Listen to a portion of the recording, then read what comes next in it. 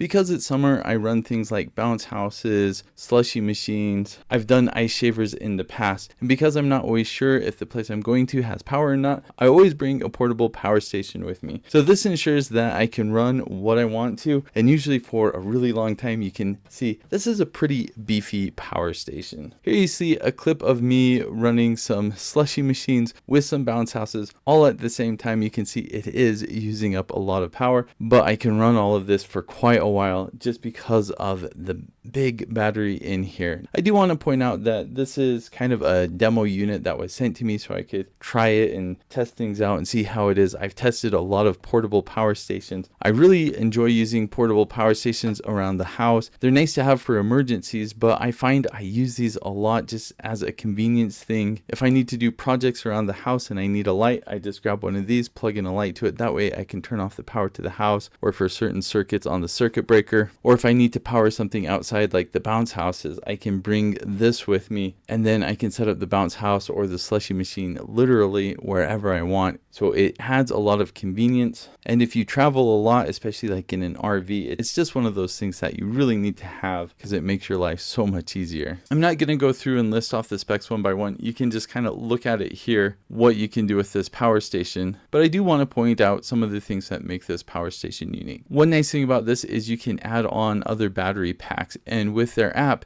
you can kind of specify, well, do you want it to charge the battery pack first or the power station first, or charge everything at the same time? So you've got a lot of flexibility using the app with how you can charge things and use things. Another thing I really appreciate about this power station is you can do fast charging or just kind of your normal or slow charging. And not only can you do that, but in the app, you can kind of specify what the limits are for the different charging modes. So for example, if you use this a lot at home and you always want it to charge kind of slow to preserve the life of the battery, you can kind of set the level you want it to charge at and it will charge at that level. But if you're going to an event or it's low and you need the power fast, you can set it to fast charge so it charges really fast, and this really does charge very fast. And another cool thing about this is it actually has a physical button on the back that you can press. So even if you don't have the app open or with you, you can just press a button and you can toggle between fast and slow charging. I really appreciate physical buttons for doing different things on that. And speaking of physical buttons, let's kind of look at the front panel. You do have a nice push button for the main power. You also have a button for the LED.